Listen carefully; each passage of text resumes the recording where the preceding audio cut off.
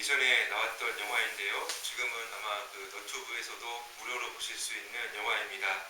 최종병기 뭐죠? 활. 예, 혹시 보신 분 계신가요?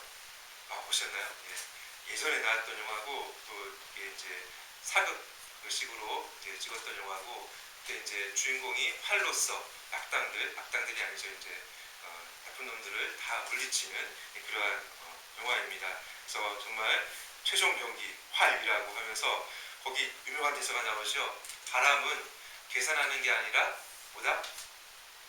보신 분 기억나시나요? 극복하는 것이다. 멋진 말이지 않습니까? 어려움을 다 극복하고 이렇게 이제 활로서 이제 나쁜 자기 동생을 끌고 간 이제 나쁜 세력들을 다 물리치고 동생을 구하고 죽는 정말 마지막엔 참 그 주인공이 죽죠. 그래서 그렇지만 주인공 때문에 그 동생이 살고 또 이렇게 행복하게 되는 그러한 그 영화입니다. 그런데 이제 제가 여기서 한 글자만 더 추가해서 우리 성도들에게 있는 최종 무기를 한번 소개해 드리려고 이제 이것을 준비했습니다. 무엇일까요? 믿음. 믿음. 좋습니다. 이렇게 부활. 나왔네요. 예. 여기 나왔죠. 한번 읽어보겠습니다. 시작. 최종병기 부활. 예, 부활입니다. 요거 만드느라고 이제 아주 몇 시간을 우리 은성이가 혼자 애써서 만들었습니다. 예, 최종병기 부활. 우리 성도님들에게 진짜 있습니다. 이것은 우리 주님의 능력으로 또 우리에게 주어진 그 부활의 생명의 부활이 있습니다. 물론 우리가 이제 마지막 날에 부활하게 될 것이지만 이미 우리에게는 주님께서 주신 생명, 이 생명은 영원한 생명이고 또한 하나님과 누리는 생명이고 그리고 또한 장차 우리가 몸의 부활을 입게 될 것을 이미 보증하는 그러한 생명입니다. 그렇기 때문에 우리 성도님들은 최종병기 부활이 있다는 것을 믿으시기 바랍니다. 이것은 우리의 가장 큰 대적이라고 할 수 있죠. 대적인 사망을 이깁니다. 그러니까 인생에게 주어진 또 대면하게 되는 가장 큰 대적은 사망입니다. 죽음이죠. 그렇지만 이 죽음을 이기고 뛰어넘는 그러한 생명을 이미 우리에게 주셨음을 믿으시고 살아가시기를 바랍니다. 요즘 그 전투기가 이렇게 폭탄을 잘못 떨어뜨려서 이제 많은 사상자를 잊지 않습니까? 다행히 그래도 생명에는 큰 위험이 없다라고 해서 정말 다행입니다. 제가 그 뉴스를 보면서 계속 그 뉴스를 보았던 이유는 제가 그 비행기를 탔던 사람이 아니고 그 비행기에 무장을 달았던 그 폭탄을 달았던 무장사였습니다. 제가 이래봬도 공군 30개월 꽉 채워서 예전에 벌써 몇 년 전인지 모르겠네요. 육군은 아니지만 공군 30개월 무장사 폭탄을 달았던 그러한 사람이지요. 그래서 그 똑같은 비행기에 똑같은 무장을 했던 그 경험이 있기 때문에 계속 뉴스를 보았는데요. 그런데요, 우리 그 공군 조종사들은요, 그러니까 일부러 그렇지 않습니다. 그 조종사님들은 정말 그 훈련을 또 많이 받지만 그 애국심이 정말 대단하신 분들입니다. 그래서 자기가 조종을 하다가 비행기 이상이 생겨갖고 추락하게 되면은 민가를 회피해서 산이나 이제 없는 데로 추락을 시킵니다. 이거 안 된다라고 하면은 끝까지 자기 그 조종관을 놓지 않고 자기가 죽을지언정 그 민가를 회피하는 그런 분들이거든요. 제가 이제 근무할 때 그 비행기가 진짜 이렇게 추락을 했는데 다행히 조종사는 탈출하고 그리고 이제 그 야산에 이제 추락을 했는데 야산 그 통과해서 그 야산 너머에 있는 논에 추락을 했습니다. 그래서 추락을 하게 되면 병사들이 가서 이렇게 잔해를 수거하거든요.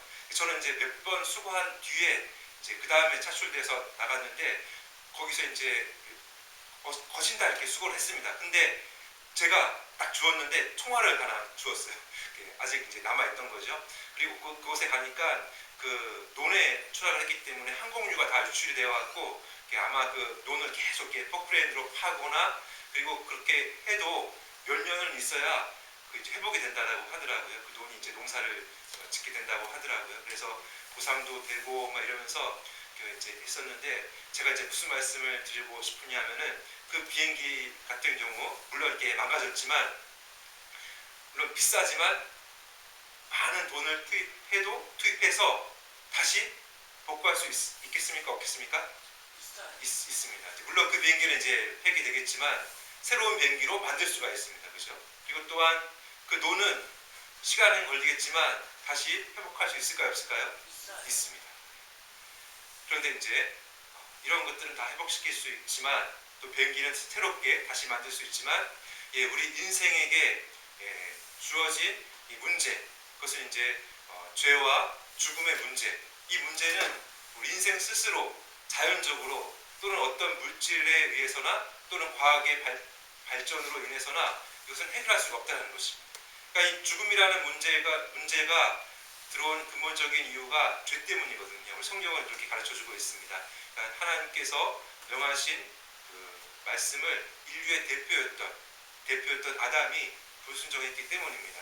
그래서 이제 오늘 본문 보다 먼저 창세기 2장 17절 말씀을 보시면 선악을 알게 하는 나무의 열매는 먹지 말라. 내가 먹는 날에는 반드시 죽으리라 하시니라 라고 하는 이 언약을 아담과 맺으셨습니다. 하나님께서. 그런데 아담은 정말 자유를 누릴 수 있고 또 자기의 의지로서 선택할 수 있는 그 어떤 로봇가 아니라 정말 인격을 가진 정말 그 의지를 가진 탁월한 존재로 창조되어서 이제 그 모든 세계를 다스리게 되는 또 관리하게 되는 그러한 만물의 그러면 영장이며 또 하나님의 대리 통치자로서의 삶을 살아가는 놀라운 특권을 받았는데요. 그렇지만 그 하나님과의 그 언약 관계를 깼습니다. 반역한 거죠. 그래서 이제 이 땅에 죄와 사망이 들어오게 되었다라고 성경은 가르쳐주고 있습니다. 그래서 결국은 어떻게 되느냐? 히브리서 9장 17절 보시면 한 번 죽는 것은 사람에게 정해진 것이요 그 후에는 심판이 있으리니. 그러니까 결국은 인생은 이 땅에 태어나면서 죽음에 가까워지는 인생을 살고 결국은 죄로 인한 죽음과 영원한 또한 심판을 피할 수 없다라는 것을 성경은 가르쳐주고 있습니다.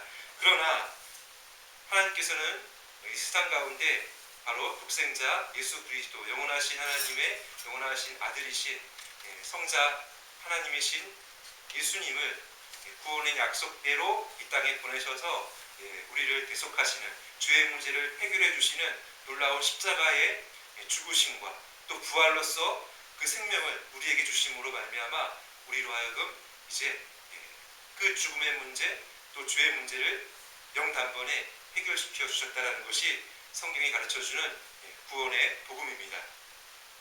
그리고 오늘 본문에서는 예수님께서 바로 그러한 생명을 주시고 또 예수님을 믿으면 생명을 얻고 또한 부활한다라는 것을 가르쳐 주시는 그러한 내용이 있습니다. 그래서 오늘 두 가지로 살펴볼 텐데요. 첫 번째 한번 요지를 읽어보겠습니다. 시작. 예수님께서 죽음을 넘어서는 영원한 생명을 주십니다. 본문 앞에 11절 1절로 3절은 이렇게 시작하고 있습니다. 어떤 병자가 있으니 이는 마리아와 그 자매 마르다의 마을 베다니에 사는 나사로라.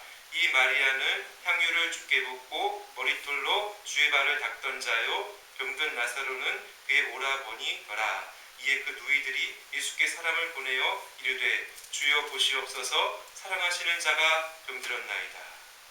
그러니까 이제 이 3남매죠. 그러니까 이제 여기 이름이 다 소개되어 있죠. 마리아가 먼저 나오지만 아마 마르다가 장녀였던 것 같아요. 마르다, 그다음에 마리아, 나사로가 아마 마리아의 오빠였지 않나라는 생각을 하는데 아무튼 중요한 것은 이 3남매가 있는데 이 베단이라는 마을은 예루살렘에서 한 2.5km 그러니까 사람들이 예루살렘으로 올라갈 때 이렇게 거치는 또 머무는 마을이었고 또 예수님은 여러 번 이제 공생애를 사시면서 이 베단이라는 마을을 거치면서 예루살렘에 가셨고 또 이 베다니에 있는 이 3남매 집에 또 거하셨던 그러한 그 기록이 많이 있어서 분명히 이 3남매와 예수님 관계는 서로 사랑하는 관계. 정말 이 3남매도 예수님을 사랑하고요. 예수님도 이 3남매를 사랑하는 그러한 그 관계였습니다. 그런데 예수님께서 이제 떨어져 계셨을 때에 영독 거리에 계셨을 때에 이제 이 소식이 전해집니다. 이 나사로가 이제 그 병에 걸려갖고 이제 그 병 때문에 그 고침을 받고자 이제 예수님께 소식을 전하는 그러한 장면이 나오는데, 근데 이제 정말 사랑하던 관계였기 때문에 소식을 들으면 어떻게 됩니까? 보통은 이제 바로 가죠. 바로 소식을 듣고 바로 가죠. 근데 예수님은 이틀을 지체하십니다. 이틀을 지체하시고 또 오는 거리가 있으니까, 근데 그 사이에 안타깝게도 나사로가 이제 병이 심해져서 결국은 죽게 되었던 것을 볼 수가 있습니다. 그리고 예수님께서 이제 그러한 사실을 아시는데, 근데 제자들에게 이렇게 말씀하십니다. 본문학 14절 15절에서 이에 예수께서 밝히 이르시되 나사로가 죽었느니라. 내가 거기 있지 아니한 것을 너희를 위하여 기뻐하노니 이는 너희로 믿게 하려 함이라. 그러나 그에게로 가자 하시니. 그러니까 예수님은 나사로가 죽은지 아십니다. 제자들 가운데 근데 예수님이 말씀하시는 이 내용을 보시면은 죽었는데 그 사실을 제자들에게 말씀하실 때는 오히려 이 죽음을 통해서 제자들에게 이제 믿게 하시는 그 내용이기 때문에 그것을 제자들에게 말씀하시는 것입니다. 이 죽음의 문제, 이것이 끝이 아니고 예수님을 통해서 나타나는 이 놀라운 이 생명의 회복의 역사를 통해서 이제 너희들에게 이것을 믿게 하기 때문에 오히려 이것은 하나님의 영광을 위한 일이다라고 가르쳐 주시는 것입니다.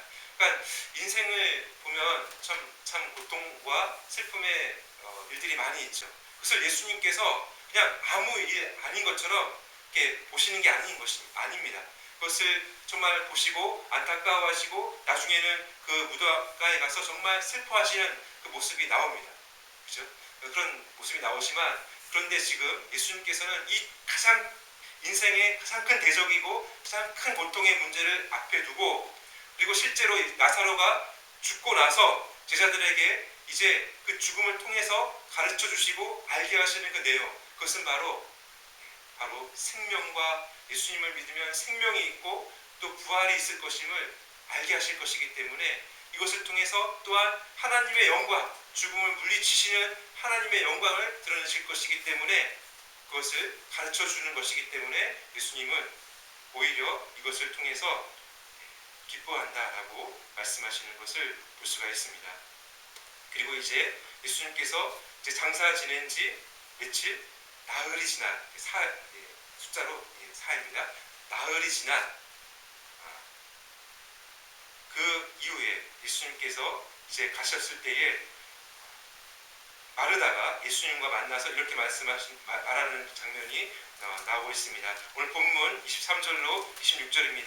다 같이 읽도록 하겠습니다. 시작. 예수께서 이르시되 내 오라비가 다시 살아나리라. 마르다가 이르되 마지막 날 구할 때에는 다시 살아날 줄을 내가 아나이다. 예수께서 이르시되 나는 부활이요 생명이니 나를 믿는 자는 죽어도 살겠고 무릇 살아서 나를 믿는 자는 영원히 죽지 아니하리니 이것을 내가 믿느냐. 아멘. 그래서 예수님께서 많이 말씀하시는 그 말씀은 살아난다는 것입니다. 그리고 중요한 말씀이죠. 나를 믿는 자는 죽어도 살겠고 무릇 살아서 나를 믿는 자는 영원히 죽지 아니하리니 이것을 내가 믿느냐. 그러니까 믿음을 가르쳐 주시는데 이 믿음의 내용은 뭐냐? 예수님을 믿으면 죽어도 살고 살아서 예수님을 믿으면 영원히 죽지 않는다. 물론 이 산다라는 이 생명에는 우리 영혼의 생명이 또 존재되어 있습니다. 그러니까 예수님을 믿는다라고 했을 때는 그 가장 먼저 일어나는 그 생명의 역사는 우리 영혼이 살아나는 것입니다. 왜냐하면 우리 영혼은 예수님을 믿기 전에는 죽었다라고 성경을 가르쳐 주거든요. 이 죽었다라는 표현은 하나님과 관계가 끊어져 있다라는 표현입니다. 그러니까 우리의 그 죽음이라는 것은 육체와 우리 영혼이 분리되는 그 육체의 죽음만이 있는 게 아니라요. 하나님과 관계가 단절돼요.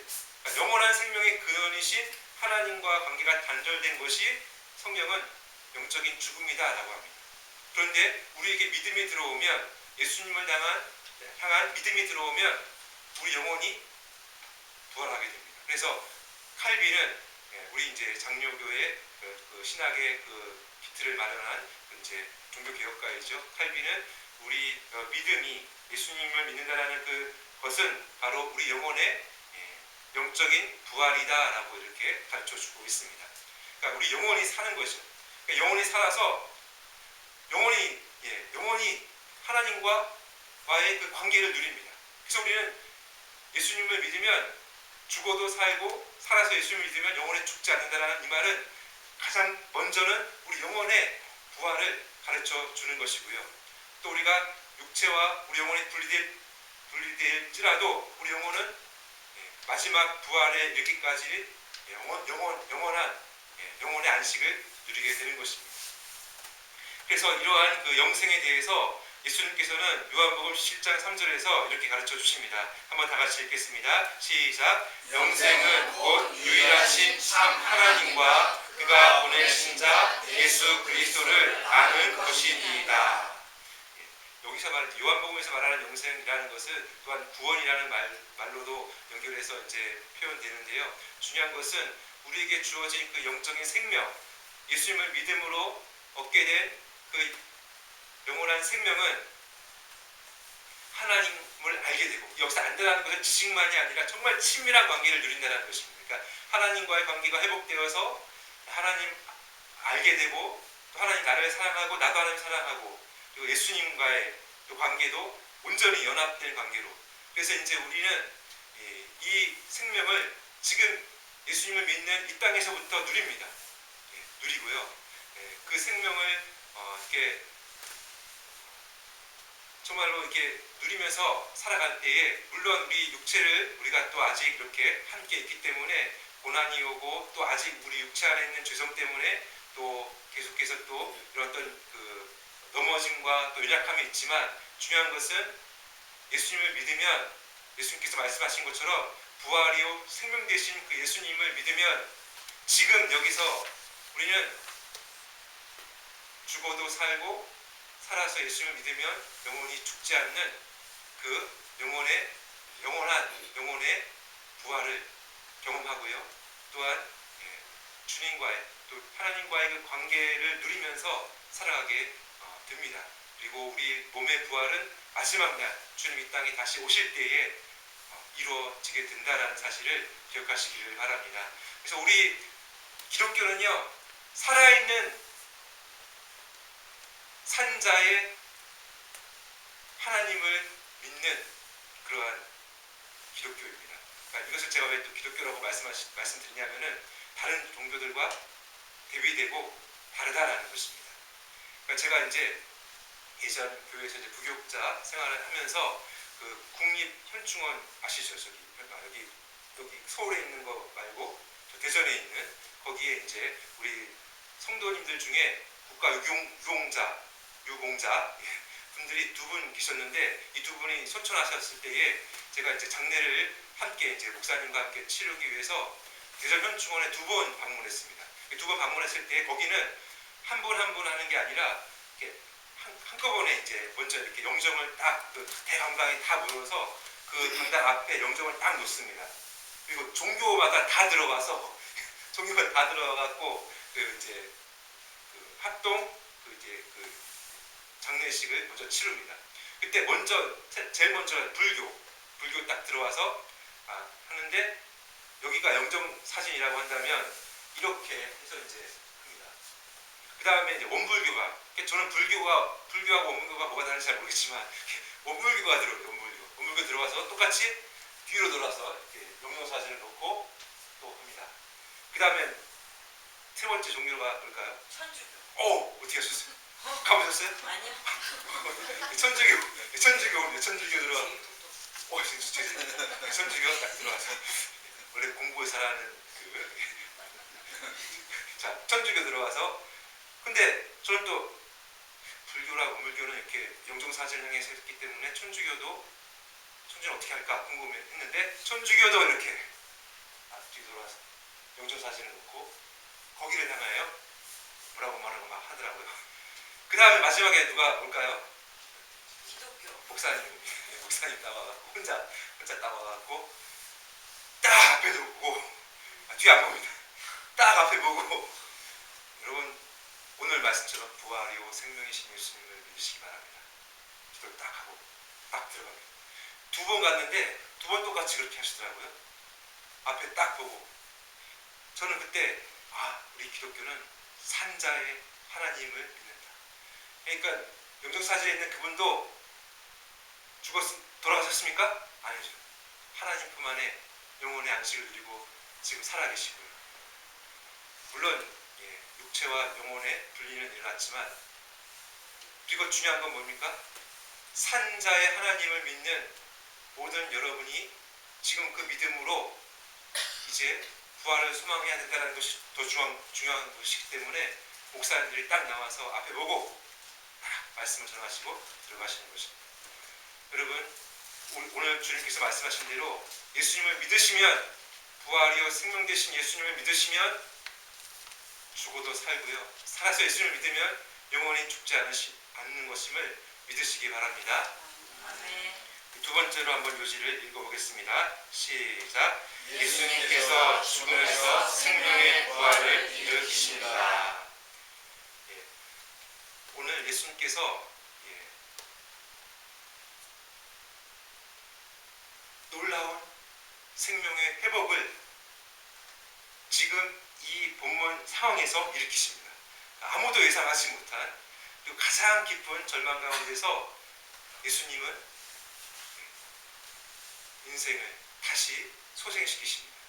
본문 38절로 40절에 보시면, 이에 예수께서 다시 속으로 비통히 여기시며 무덤에 가시니 무덤이 구리라 돌로 막았거늘 예수께서 이르시되 돌을 옮겨 놓으라 하시니 그 죽은 자의 누이 마르다가 이르되 주여 죽은 지가 나흘이 되었음에 벌써 냄새가 나나이다.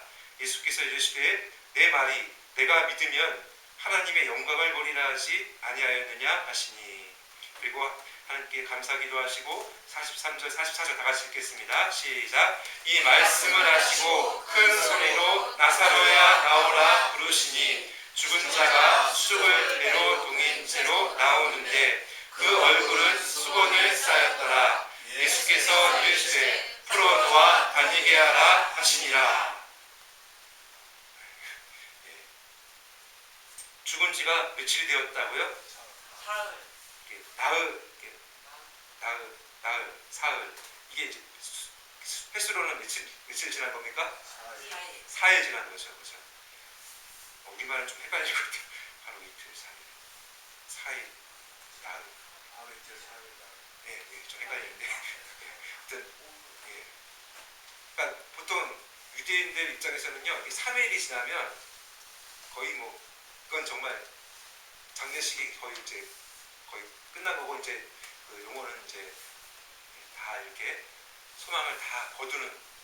그리고 이제 당시에는 이제 죽자마자 장례식을 치러야 했던 거죠.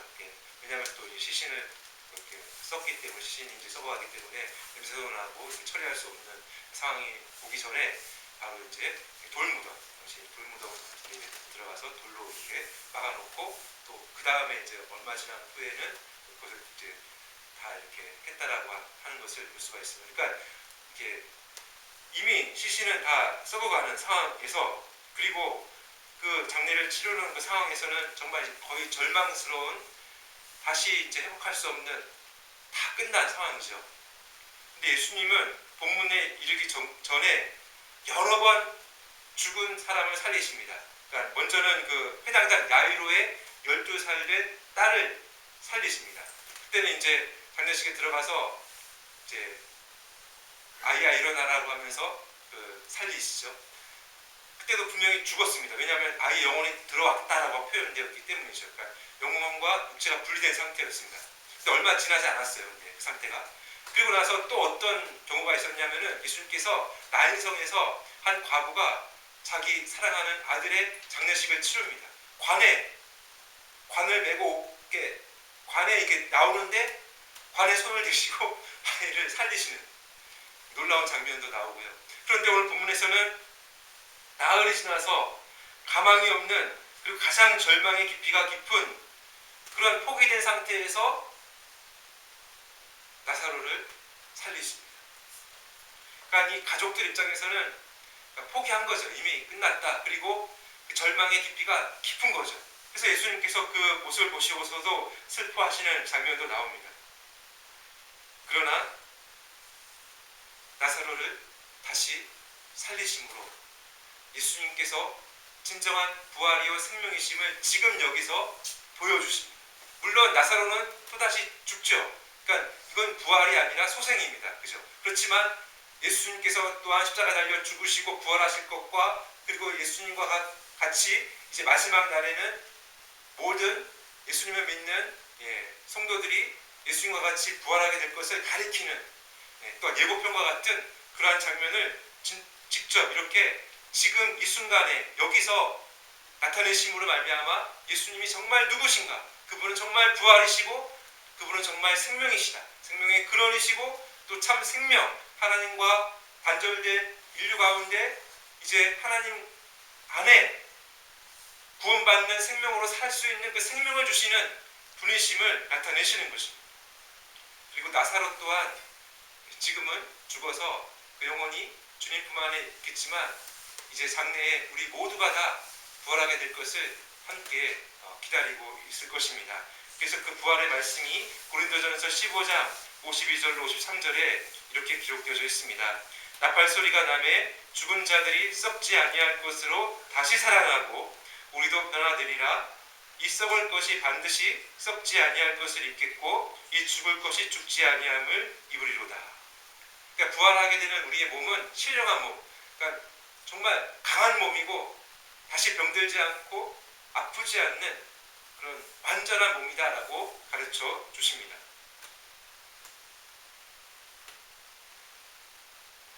이 부활의 날은 우리 성도에게는 가장 큰 영광스러운 날일 것이고요. 인생 최고의 날이 될 것입니다. 그 부활의 몸으로 새하늘과 새 땅에서 그러니까 눈에 보이는 이 세상이 또한 새 하늘과 새 땅으로 변화될 것이거든요. 막 없어지는 게 아니라 질적으로 새롭게 된다는 것입니다. 그래서 우리는 새 하늘과 새 땅에서 영생 복락을 부활의 몸으로 누리게 될 것입니다. 여러분 제가 한번 예를 들어서 또 한번 준비해 봤는데 여기 사진에 보시면 무슨 역이 있죠? 경부선의 끝인 부산역이 있습니다. 제가 제2의 고향이라고 할 수 있는 부모님이 계신 KTX를 서울에서 타면은 2시간 반, 빠르면 2시간 반 안에 갈 수 있습니다. 그러면 그 경부선의 끝인 부산에 갔다고 하면은 여행이 끝나나요? 아니죠. 거기서 또 새롭게 시작되죠. 배를 타고 일본에 갈 수도 있고 비행기를 타고 또 오대양 흑돼지로 갈 수가 있습니다. 제가 이제 인생과 이것을 한번 비교해 보겠습니다. 우리의 인생의 종착점이 부산역이라고 한다면 인생의 종착점에 딱 가서 우리의 인생의 여행이 끝나나요? 아닙니다, 여러분. 우리에게는 새하늘과 새 땅이 기다리고 있습니다. 그리고 주님의 영원한 그 품이 기다리고 있습니다. 그리고 이제 우리 부활하게 되는 그 날에는 이제 진짜 인생이 시작됩니다. 참 놀라운 인생이 시작됩니다.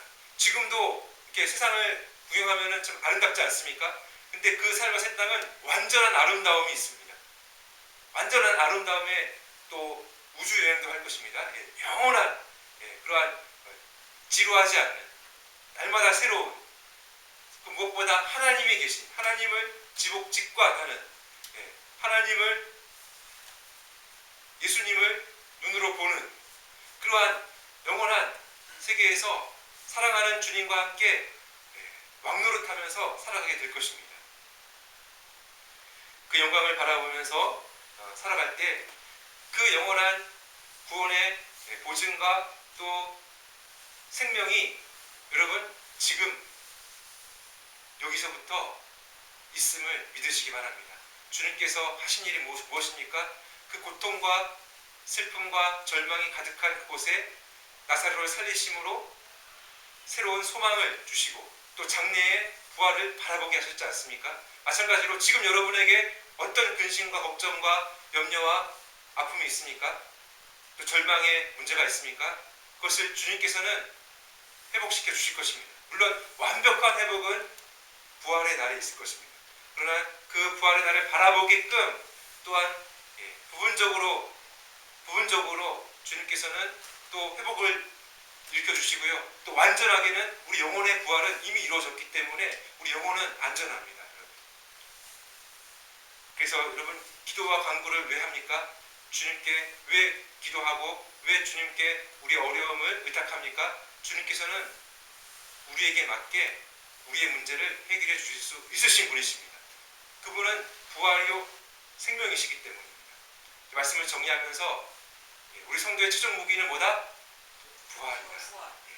꼭 기억하시기를 바랍니다. 그리고 그 부활을 가지고 있는 성도들은 이 땅에서는 또 아직 이 연약한 육체를 갖고 있기 때문에 이 죄성이 있습니다. 그렇기 때문에 또 연약하고요. 넘어질 수 있고요. 그리고 이 세상은 아직 어떻습니까? 하나님 나라가 이 땅에 시작되었지만 아직 대립이 있고 갈등이 있고 고통이 있고 슬픔이 있죠. 그죠? 그렇지만 그 모든 길을 통과하면서 우리는 주님의 상주심과 주님의 완전하심을 의지하여 살아갈 수 있습니다. 그래서 고린도전서 15장 57절 58절에 보시면 이렇게 기록되어져 있습니다.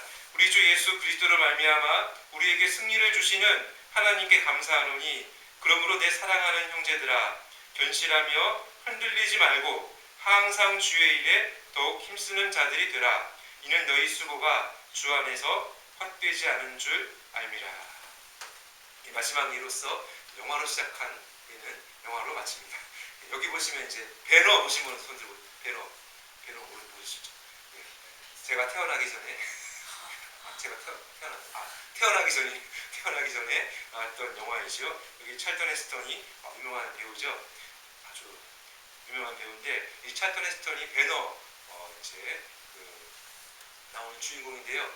이 주인공이 그 대본을 딱 받고 또 이 대본에 나오는 자기가 해야 될 역할을 딱 보고 감독에게 나 못하겠다. 왜냐하면 이 전차 경주신이거든요. 막 전차 경주하는데 막 되게 위험해요. 막 다 부서지고 막 그 나쁜 사람이 막 잘 회초리 막 던지고 막 때리고 막 못하겠다. 난 못한다. 그랬는데 감독이 뭐라고 그랬냐면은 걱정하지 마라. 대본 그 다음 봐라. 승리의 월계관을 쓰지 않느냐. 다 나쁜 놈 다 물리치고 너가 1등 할 거야. 걱정하지 마. 다 우리가 다 안전하게 다 찍을 거야. 걱정하지 마. 그래갖고 찍었는데 마지막에 월계관 딱 그 유대 총독에게 월계관을 딱 받고 그리고 이 주인공을 해치고 또 이렇게 함정에 빠뜨리고자 했던 그 사람은 결국은 죽고 이렇게 이제 영화가 이렇게 간 거죠. 마찬가지로 여러분 하나님은 우리 인생의 감독자이시죠. 우리 인생의 앞길에 어떤 위험과 또 어떤 고난이 있는지 모르죠. 또 분명히 있을 겁니다. 막 그리고 힘들죠. 그런데 우리 감독자이신 하나님께 가서 이렇게 이렇게 기도하면서 이렇게 힘든지 모릅니다. 정말 힘듭니다. 그때 하나님께서 귀한 자녀야 이걸 봐라. 여기 요한계시록 봐라. 마지막에 어떻게 되니? 너 부활하게 될 거야. 마지막에 어떻게 되니? 이 세상은 사람과 새 땅이 될 거야. 마침내 너희는 부르심의 상을 받을 거야. 걱정하지 마. 그리고 여기 받기까지 내가 강한 손으로 너를 붙들어서 너를 지켜줄 거고 너가 위험에 당했을 때는 내가 건져줄 거고 너를 해하려고 하는 악한 모든 것들은 다 물리칠 거야. 걱정하지 마. 이렇게 말씀하시는 것입니다. 여러분 이 능력과 이 생명이 우리에게 있음을 믿으시고 살아가시는 은혜가 있으시기를 바랍니다. 기도하시겠습니다.